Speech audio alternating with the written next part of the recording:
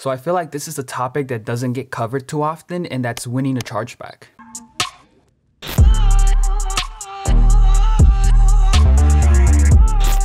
Before we go ahead and get started, I just want to remind you guys that if you have any questions regarding dropshipping or just business in general, go ahead and leave your questions down in the comment section, and I'll be making videos based off your guys' questions, and I'll be replying to you guys there. So with that out of the way, let's go ahead and get into it. But first, we have to get a couple of things straight, and that is that it's extremely difficult to win chargebacks. Although you can win some, most of them you're going to end up losing, and there's no way to completely get rid of chargeback, but there are things you can do to help reduce the chargebacks that you get. So when you receive a chargeback, the merchant's going to provide you a reason for that chargeback, and it could be really vague, and depending on that reason, you're going to be able to either win it or get it reversed. And some of the common reasons are the product didn't match the website description, product didn't meet the customer expectation, wrong product received, product never arrived, or unauthorized transaction. The first three are the easiest ones to prevent because more likely than not, the customer tried to reach out to you, they didn't get a response, so they went with their bank. And the way you go ahead and prevent these is by being on top of your game, always replying to customers, replying in a timely fashion, and providing good customer support. But just in case all that failed and they actually went through and filed a chargeback, you could go ahead, email them and tell them if they could reverse it, that you will be refunding them their money back, but you just need them to reverse the chargeback so that you can get the money to them ASAP. And even though you're gonna lose out in the product cost, you avoid yourself from losing even more by paying that $15 fee that Stripe or PayPal hands you whenever you get a chargeback. So make sure you're always replying to your customers and providing good customer support. Now, if you get a chargeback for a product never arrived,